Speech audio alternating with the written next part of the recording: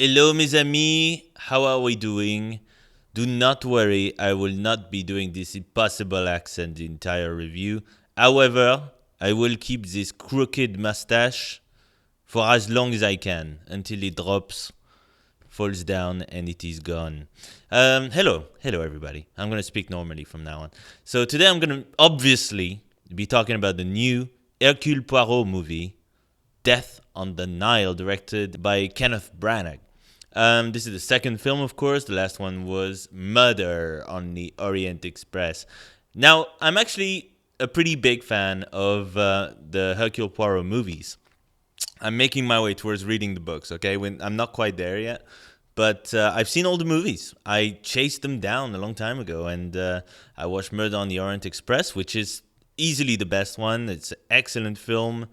It's a classic, it's a classic. And then we had Death on the Nile with Peter Ustinov, and then several Peter Ustinov movies after that, followed by, of course, the British TV series, which were actually really, really, really good, with David Suchet in the main role. I've even sat through the weird John Malkovich as Poirot movie. I think it was the ABC Murders.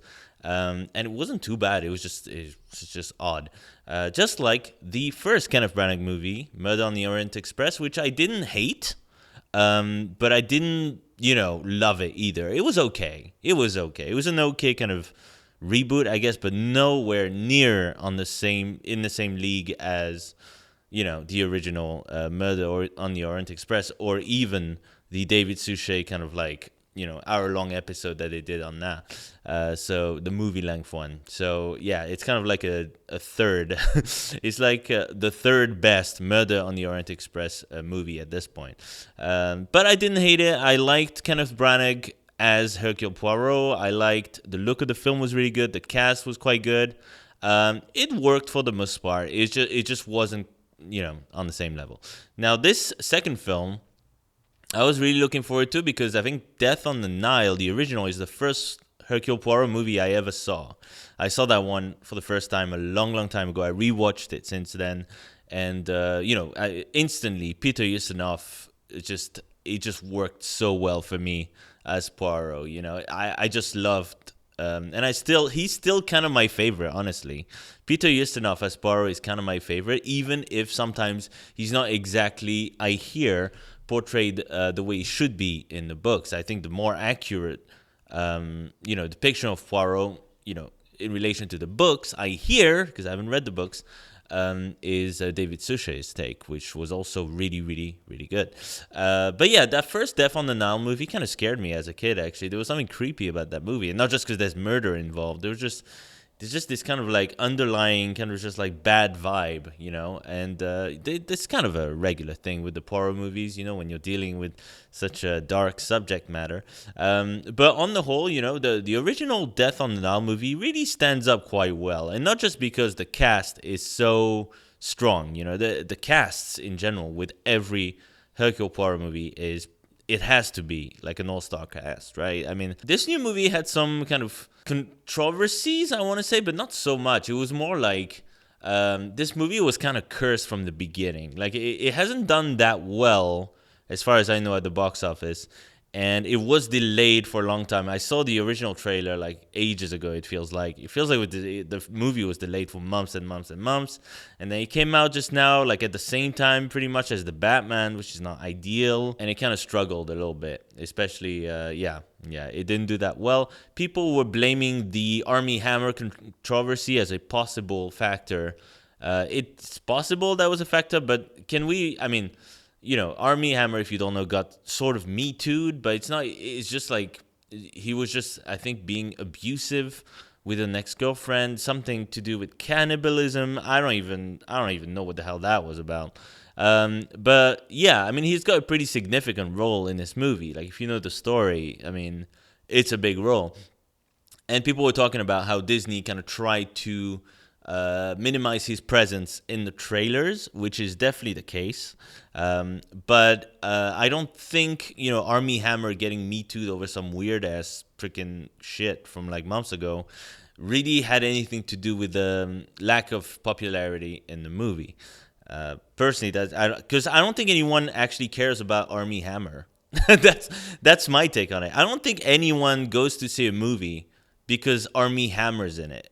You know what I mean? Like the Lone Ranger, no one went to see. Well, no one went to see the Lone Ranger. Full stop. But people really didn't go see the Lone Ranger because Armie Hammer was in it. Okay, he's got a stupid name. He's got weird teeth.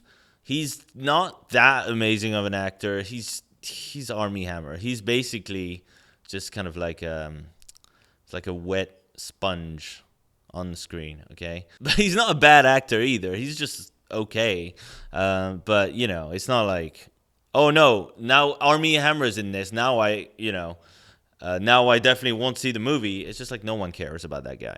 Anyway, so I don't think that's why the movie didn't do well. I think the movie didn't do well because, yeah, the first one did well, but I think word of mouth after the first one was kind of like, eh. And then with this movie, I think it was kind of the same. And the interest I could feel kind of dropped a lot. And you have COVID as well, so people are not that, they need something to really grab them to go into the theater, and especially because the trailers for this movie had some stupid stuff in it, like with enough champagne to fill the Nile. This Gal Gadot moment that was quite funny and pretty annoying as well. It happens in the movie. Don't worry, it happens in the movie. They didn't cut that scene, but you get tired after watching that trailer so many months, and you hear that over and over again. It gets pretty annoying. It's like that Nicole Kidman commercial. But obviously, I went to see the movie. I was actually really looking forward to seeing this movie last year, and I was excited to see it this year. And the cast is another weird mix of people. You've got Gal Gadot, Armie Hammer, of course. You've got French and Saunders, British comedians Dawn French and Jennifer Saunders, which is kind of strange, but sort of works here. And you got Letitia Wright. You got a really weird mix of people in this, but again, it's fine. It works. That's what these movies are meant to be. And so I was excited about the cast. I was excited about maybe Kenneth Branagh kind of making kind of a sharper Hercule Poirot movie, like a darker one even.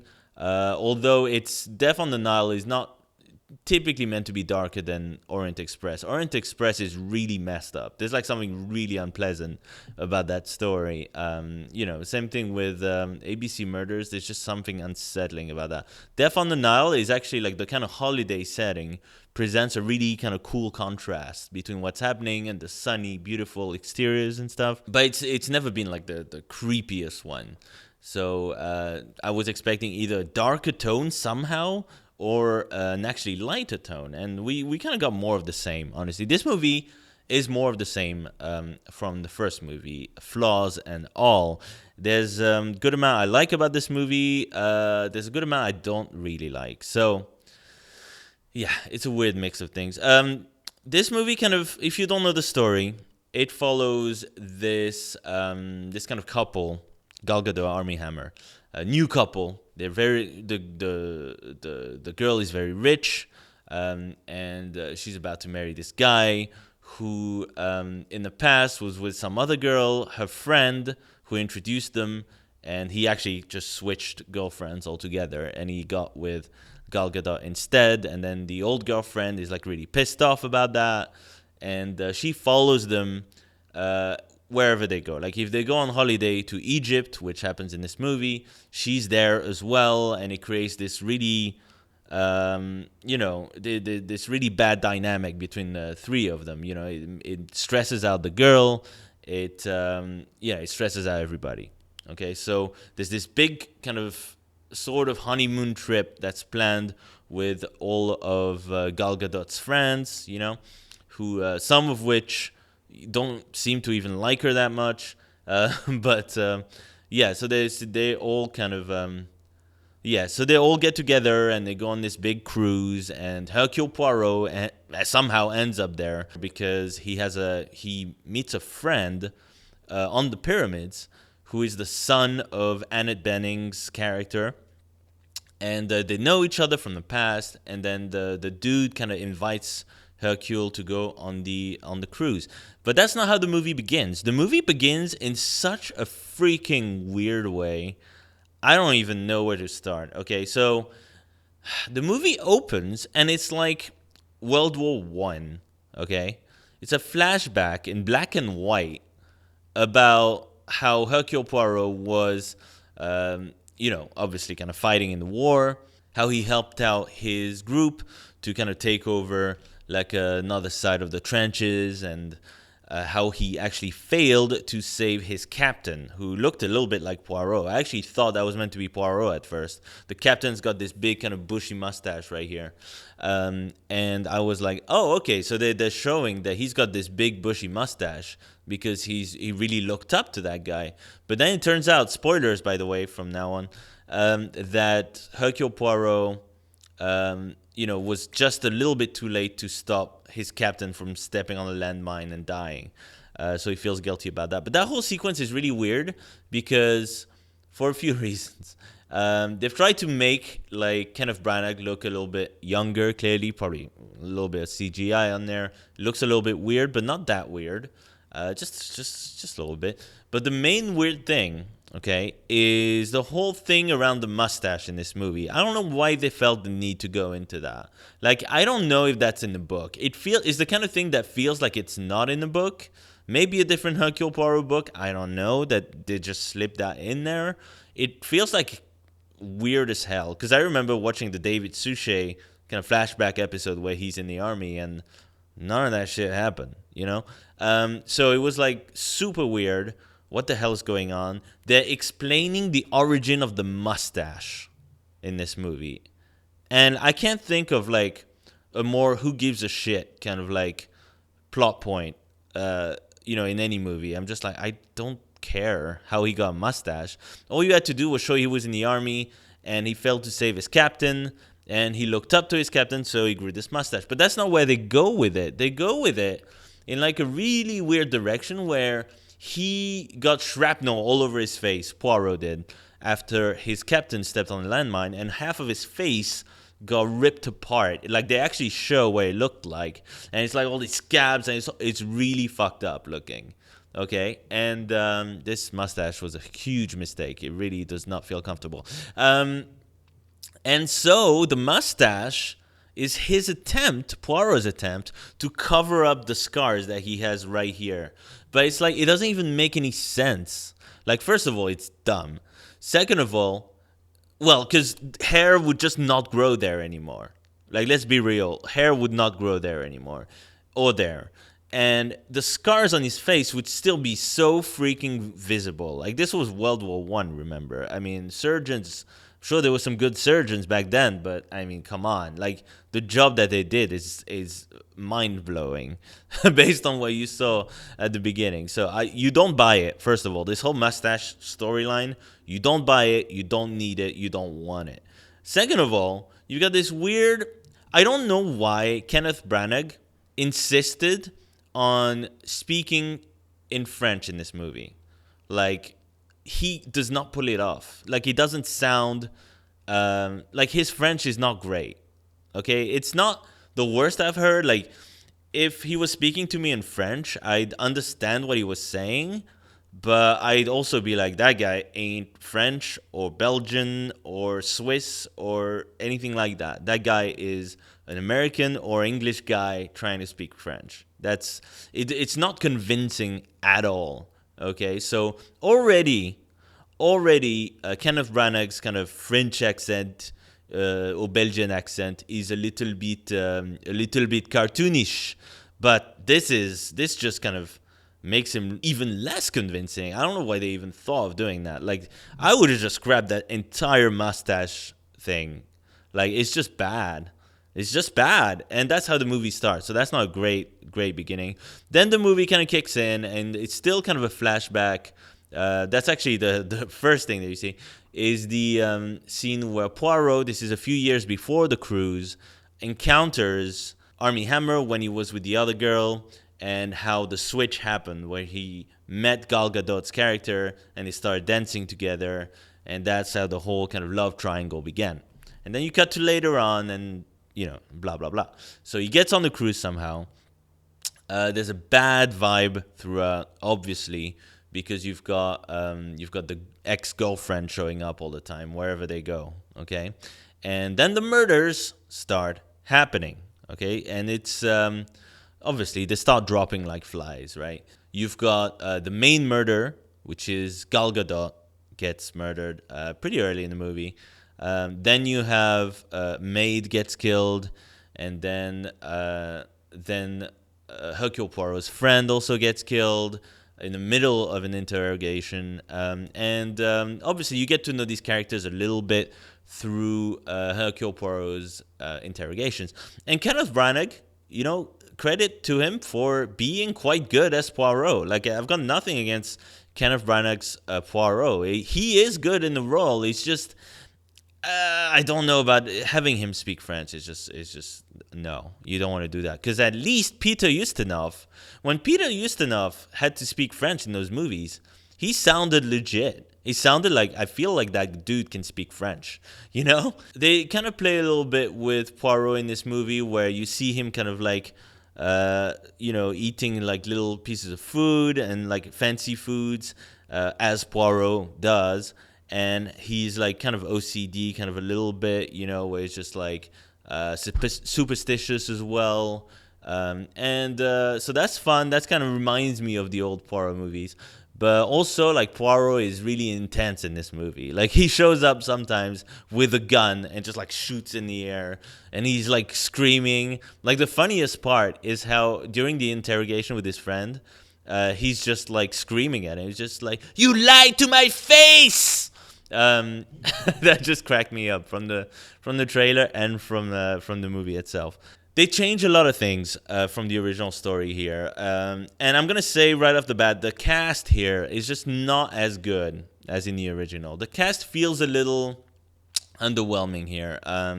In the original, you had people like, you had Bette Davis, you had freaking Angela Lansbury. Okay, here, it's not a bad cast, but it's a little bit weak. Honestly, it's a little bit weak. Even the cast from the last movie it felt stronger. It felt like they got a lot more money for this movie, so they should have had like a cast that was just like a kick-ass cast, and they didn't really go for that. I feel like if they had kind of a stronger cast, you would have had a little bit more fun in this movie. But they changed a weird amount of things in this movie that just they didn't need to do. Like the mustache scenario, they should have scrapped it.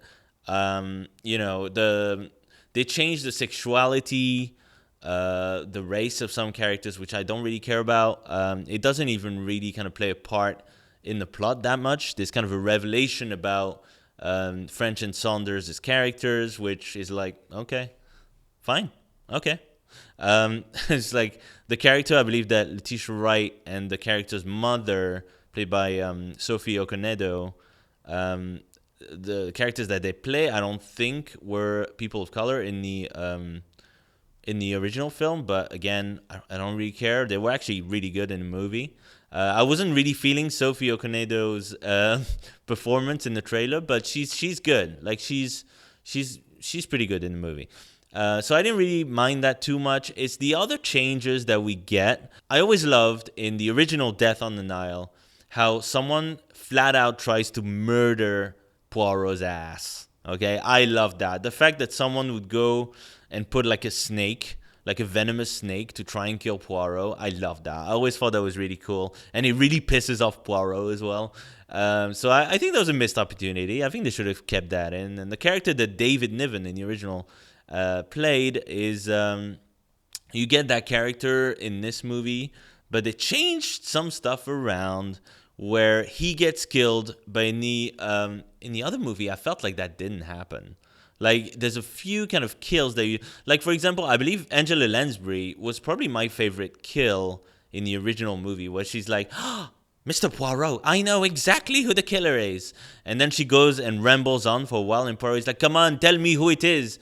Well, the killer was, and then like she gets fucking shot in the face, or there's like a poison dart or something. Just like, oh man, she dies in such a funny way in that movie. I really expected that to happen to Jennifer Saunders' character, because I feel like that was meant to be the kind of eccentric character, but in fact they like merged characters together.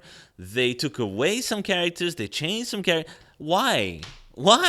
Just keep it as it is. Just make it feel different. That's all. You don't need to change it. It's a great movie, the original Death on the Nile. It's not perfect, but it's good. It's really good.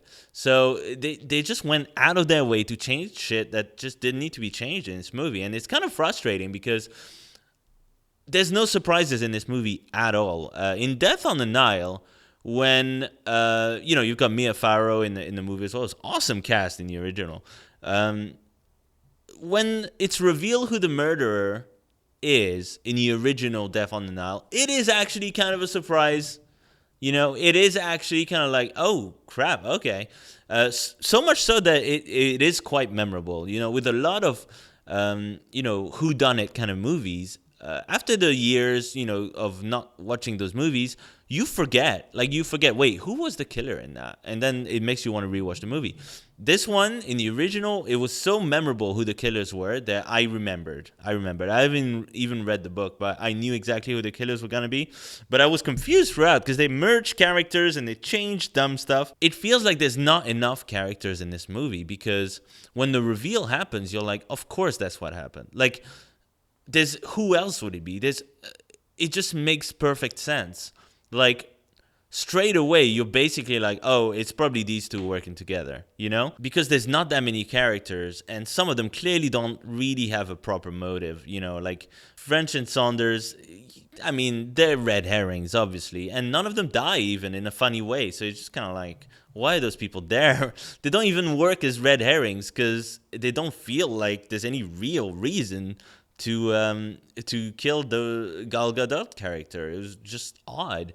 The motives are just, they didn't make a strong case in this movie to really kind of sell those motives, and give you a little bit of doubt about each of these characters.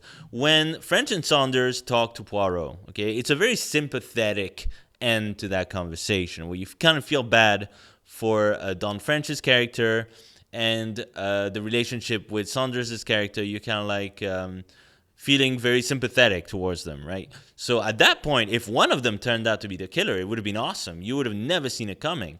But no, they just fizzle away, and you forget about them in the movie. You write them off entirely, and then it's like, all right, so how many people does that leave?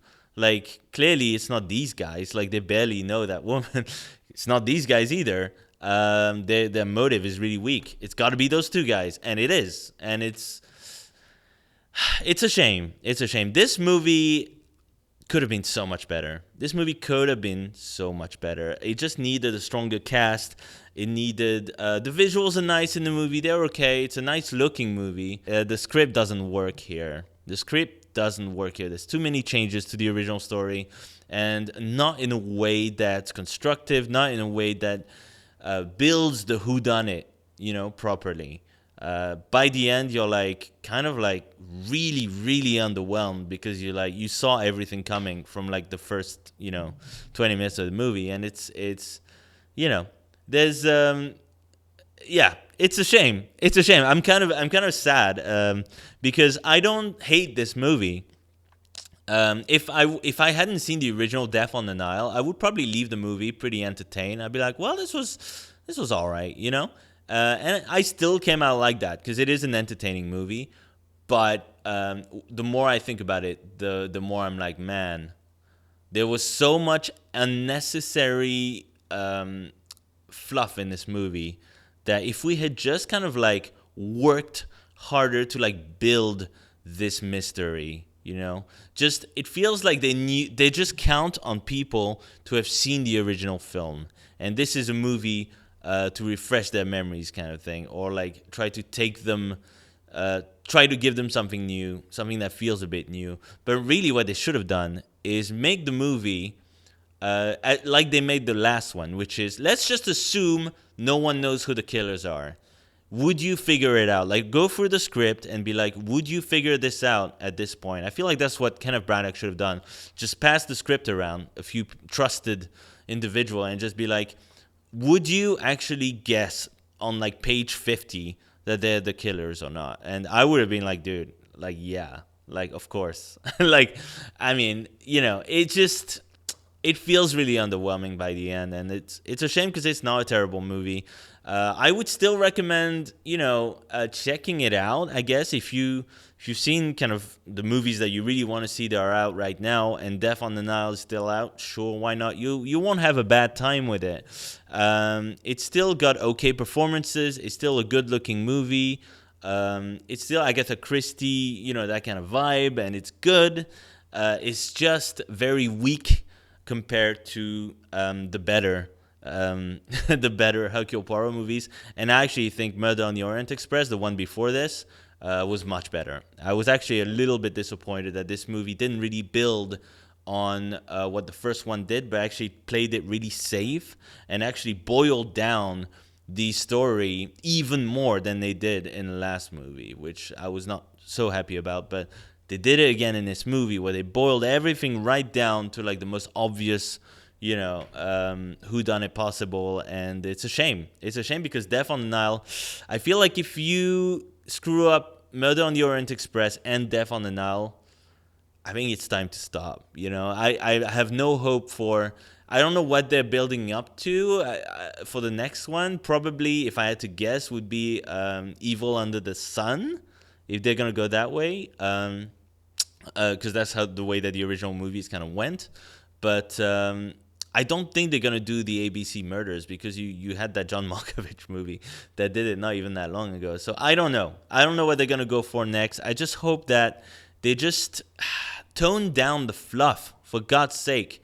Just boil it down to Poirot's questioning is what's really, really interesting in these movies.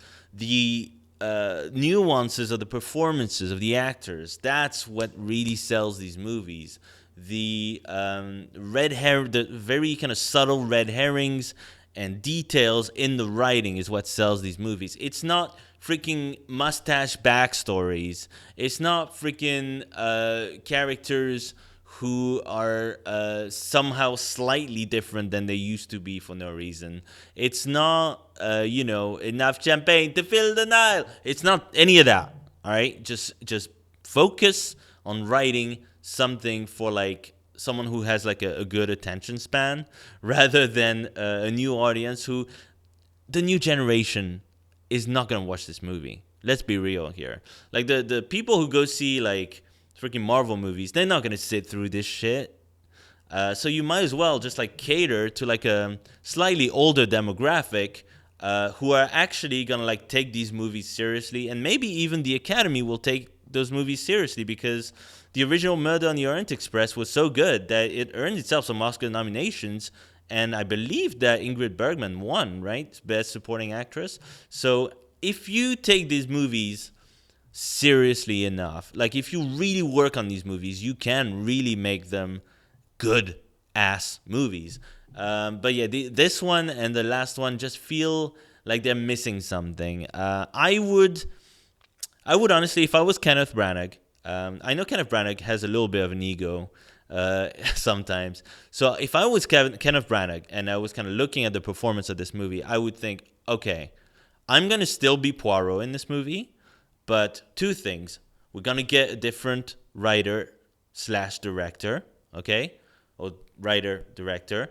And second of all, I'm not going to speak French at all, okay? Or I'm going to get someone who imitates my voice perfectly to do the French-speaking scenes, okay? Because, dude, you can't speak French properly. I'm sorry. You don't sound like a native French speaker, Belgian French speaker, okay? Sorry, buddy.